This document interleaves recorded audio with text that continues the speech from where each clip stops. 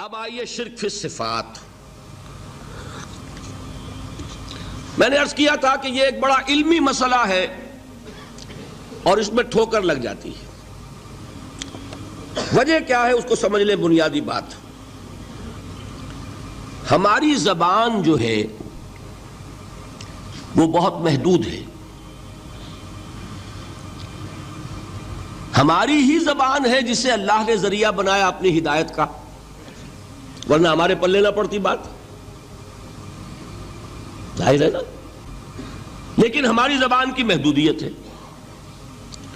اس محدودیت کا ایک مظہر یہ ہے کہ ہم جو الفاظ اللہ کے لیے بطور صفت استعمال کرتے ہیں وہی الفاظ مخلوقات کے لیے بھی کر لیتے ہیں۔ اللہ موجود، ہم بھی موجود۔ اللہ زندہ، ہم بھی زندہ۔ اللہ علیم، تو انسان علیم بھی علیم نہیں، علامہ بھی ہے کہ نہیں؟ یہ تو بڑا مبالغے کا لفظ ہے۔ انسان علامہ ہے کہ نہیں؟ اللہ دیکھتا ہے، بصیر ہے، ہم بھی بصیر ہیں۔ اللہ سنتا ہے، سمیع ہے، ہم بھی سنتے ہیں۔ اللہ کو قدرت حاصل ہے، کچھ ہمیں بھی حاصل ہے۔ ایک مکہ مارا تھا حضرت موسیٰ نے، جان نکال دی تھی کہ نہیں؟ ہے نا کچھ نہ کچھ۔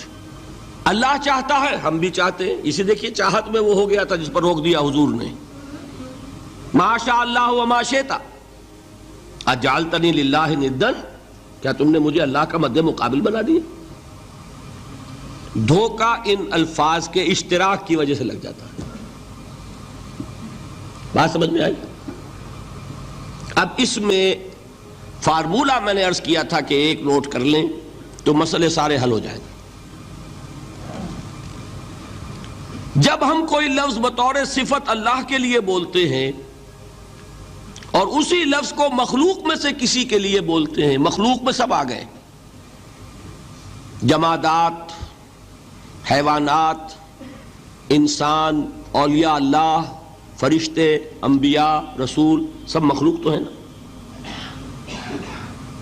تو کل مخلوقات کو جب ہم ایک لفظ بطور صفت استعمال کریں گے اللہ کے لیے اور اسی لفظ کو استعمال کریں گے بندوں کے لیے، تو ان میں 3 فرق ہیں جو ذہن میں رہنے چاہیے۔ گن کر یاد کیجئے۔ اللہ کی ذات قدیم ہے، ہمیشہ سے ہے۔ اسی طرح اس کی صفت بھی قدیم ہے، ہمیشہ سے ہے۔ مخلوقات حادث ہیں، ان کی صفات بھی حادث ہیں۔ حادث قدیم کے مقابلے میں کہ پہلے نہیں تھی پھر ہو گئی۔ ایک فرق، اللہ کی ذات از خود ہے، کسی اور نے تو اس کو وجود نہیں بخشا نا۔ اللہ کا وجود از خود ہے، ذاتی ہے۔ اسی طرح اس کی صفات ذاتی ہیں، کسی اور کی عطا کردہ نہیں ہے۔ مخلوق کوئی ہو کسے باشد، ان کا وجود ذاتی نہیں، عطائی ہے۔ اللہ نے دیا تو وجود ملا۔ اسی طرح ان کی صفات عطائی ہیں، ذاتی نہیں۔ 2 فرق ہو گئے۔ اللہ کی ذات مطلق ہے، لا محدود۔ اسی طرح اس کی صفات مطلق ہیں، لا محدود۔ مخلوق کی ذات محدود، کسے باشد، صفت بھی محدود۔ 3 فرق ہے، ذاتی، عطائی، قدیم، حادث، لا محدود، محدود۔ 3 فرق ذہن میں رہیں تو جو صفت بھی آپ اب بولیں گے اس میں یہ تینوں باتیں ذہن میں رہیں۔ سمجھ میں آ گئی بات؟ اب اس کا اطلاق کیجئے تو یہ علم غیب کا مسئلہ حل ہو جائے گا۔ یہ بھی لا ینحل سمجھا جاتا ہے نا۔ علم کسی کا بھی ہو، انسان، فرشتہ، اولیاء، انبیاء، رسول، حضور صلی اللہ علیہ وسلم، کسی کا بھی حادث ہے، قدیم نہیں ہے۔ عطائی ہے ذاتی نہیں ہے، محدود ہے لامحدود نہیں ہے، تین باتیں مان لیں شرک نہیں ہوگا، ان میں سے ایک کو ساقط کر دیں شرک ہو جائے. آئی بات سمجھ؟ اللہ کی قدرت ذاتی ہے، عطا کردہ نہیں. مخلوق میں جس کو قدرت حاصل ہے وہ عطائی ہے، ذاتی نہیں. اللہ کی قدرت لامحدود، یفعل ما یشاء فعال لما یرید علی کل شیء قدیر. ہم مخلوق کوئی بھی ہو اس کی قدرت محدود. اللہ کی قدرت جب سے وہ ہے ہمیشہ سے ہے، ہمیشہ سے قدرت بھی ہے. اور مخلوق میں سے قدرت یہ حادث ہے. تینوں چیزیں سامنے رہیں شرک نہیں ہوگا. ایک چیز کی بھی کمی ہو گئی شرک ہو جائے. یہ ساری صفات پر لے آئیے. اللہ کی حیات ذاتی ہماری عطائی، لائی حیات آئے قضا لے چلی چلے، اپنے بس میں نہ آنا تھا نہ جانا ہے. زندگی اس کی عطا کردہ ہے، جب چاہے لے لے. اللہ کی حیات بھی ایسی ہے کیا؟ ذاتی الحی. ہماری حیات محدود، ویسے بھی محدود، موت آئے گی شاید ختم ہو جائے. چلیے موت ختم نہیں کرتی، ہم سمجھتے ہیں کہ وہ ہماری ابدی ہے. محدود اس معنی میں تو ہے کھانے کو نہ ملے تو کمزوری، ذرا کام کیا تو تکان، نیند بھی آ رہی ہے اونگ بھی آ رہی ہے. اور اس کی حیات الحی القیوم لا تاخذہ سنۃ ولا نوم. حیات ذاتی ہے، لامحدود ہے اور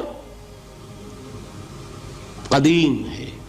یہاں حیات عطائی ہے اور حادث ہے اور محدود ہے، ساری صفات. اس کو ذہن میں رکھ لیجئے. تو اب دو مسئلے میں یہاں حل کر دوں. جو لوگ کہتے ہیں حضور کو علم غیب نہیں تھا اور جو کہتے ہیں تھا، بدقسمتی سے دونوں نے ڈیفینیشن علیحدہ کر لی. جو ڈیفینیشن نفی کرنے والوں نے کی ہے اس کی وجہ سے، اس کے اعتبار سے واقعتاً نہیں تھا. انہوں نے ڈیفینیشن یہ کی ہے، تعریف یہ کی ہے، وہ علم جو خود حاصل ہو جائے. اللہ کا عطا کردہ علم جو ہے وہ کہتے ہیں وہ غیب نہیں ہے. تو وہ بھی مانتے ہیں کہ ہر علم جو حضور کو حاصل ہے وہ اللہ کا عطا کردہ. میں سائی والی میں یہ سارے مرحلے میں نے طے کیے نا اپنے زمانہ طالب علمی میں. مولانا منظور احمد شاہ صاحب ہیں سائی وال میں ایک، میں ان کے پاس حاضر ہوا. میں نے کہا جی یہ مسئلہ کیا ہے علم غیب کا، مجھے ذرا سمجھائیں. انہوں نے ایک کتاب اپنی نکالی کہ دیکھیے صاحب، ہم حضور کے علم کے بارے میں یہ باتیں مانتے ہیں. حضور کا علم حادث ہے، قدیم نہیں ہے. حضور کا علم محدود ہے، لامحدود نہیں ہے. حضور کا علم عطا کردہ ہے، ذاتی نہیں ہے. میں نے کہا یہ تین باتیں اگر آپ مان لیں تو میرا تو جھگڑا کوئی نہیں آپ سے. ہوتا کیا ہے جب آئیں گے وعظ میں، خطابت میں، تو عالم ما کان وما یکون، اب الفاظ وہ استعمال کر جائیں گے. ایک واعظ ہے، عام مقرر ہے، واہ واہ ہوتی ہی نہیں، نعرے لگتے ہی نہیں، محفل میں گرمی آتی نہیں جب تک کہ ایسے مبالغے نہ کریں. لیکن وہ چیز لکھی ہوئی ان کے ہاں ہے کہ حضور کا علم حادث ہے، قدیم نہیں ہے. حضور کا علم محدود ہے، لامحدود نہیں ہے. حضور کا علم عطائی ہے، ذاتی نہیں ہے. ان تینوں چیزوں کے بعد کوئی بڑے سے بڑا وہابی اور بڑے سے بڑا اہل حدیث بھی انکار نہیں کرتا. باقی یہ بات جان لیجئے کہ غیب اور حضور یا شہادہ یہ در حقیقت عام انسانوں کے اعتبار سے الفاظ استعمال ہوئے ہیں. جب قرآن میں کہا جاتا عالم الغیب والشہادہ، اللہ غیب اور جو ظاہر ہے یا موجود ہے سب کا جاننے والا ہے، تو مجھے بتائیے اللہ کے لیے کوئی غیب ہے؟ اللہ کے لیے کوئی شے غیب ہے؟ تو کیوں کہا جا رہا ہے عالم الغیب والشہادہ؟ وہ ہمارے اعتبار سے کہا جا رہا ہے. جو تمہارے لیے غیب ہے اللہ اس کو بھی جانتا ہے، اور جو تمہارے سامنے اللہ اسے بھی جانتا ہے. اللہ کے لیے تو کل شہادہ ہے.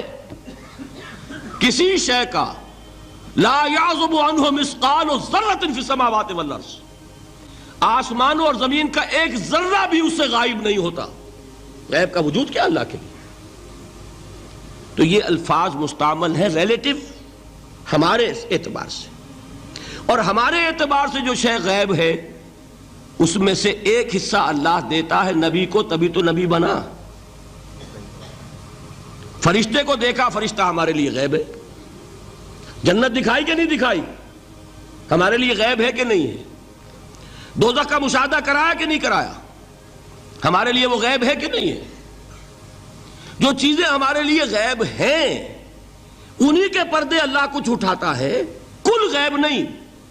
کل غیب کا علم ہو جائے گا تو وہ شرک ہو جائے گا. کل کا لفظ جہاں آیا شرک ہوا. جب آپ کہہ رہے ہیں محدود ہے، لا محدود نہیں ہے، تو کل کا لفظ استعمال نہیں کر سکتے.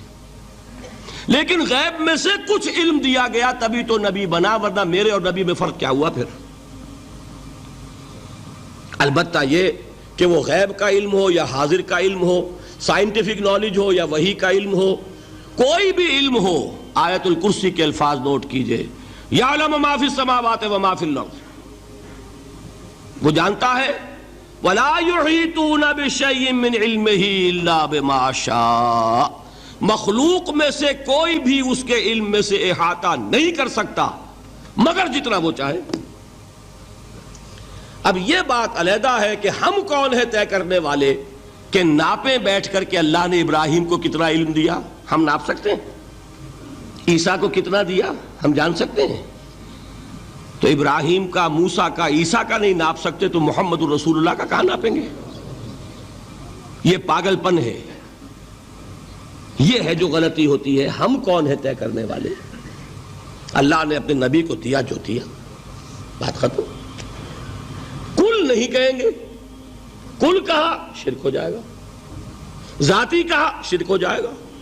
عطائی ہے، جو دیا اللہ نے دیا، اور کل نہیں دیا، جتنا چاہا دیا. ہے حادث، قدیم نہیں. تینوں چیزوں مان لیجئے تو شرک کا کوئی شائبہ نہیں ہوگا. باقی جہاں ایک طرف قرآن میں وہ آیات ہیں کہ اللہ کے غیب کو کوئی نہیں جانتا، ٹھیک، وہاں یہ بھی ہے کہ لا یظہر غیبہ، لا یظہر علی غیبہ الا من ارتضی بالرسول. وہ اپنے غیب پر قابو نہیں دیتا مگر اپنے رسول میں سے جس کو چاہے. یہ دونوں آیتیں قرآن کی ہے کہ نہیں؟ اسی لیے در حقیقت جو غیب کی نفی کرتے ہیں حضور سے، وہ کہتے ہیں کہ از خود معلوم ہونے والی شے غیب ہے. ہم کہتے ہیں از خود تو کوئی بھی شے کسی کو معلوم نہیں. ہمیں حاضر کا علم بھی اللہ ہی دیتا ہے تو ہوتا ہے، غیب کا تو بہت دور کی بات ہے. یہ مسئلے بڑے سیدھے ہیں، خام خواہ ہم نے پیچیدہ بنایا ہوا ہے. خدا کے لیے ان مسئلوں کو سلجھائیے اور جوڑیے، کاٹنے کی بجائے جوڑنے کی فکر کیجیے کہ بھائی یہ اپنی اپنی جگہ پر علیحدہ علیحدہ تم نے تعریفیں کر رکھی ہیں اس لیے جھگڑ رہے ہو، ورنہ دونوں باتیں صحیح ہیں.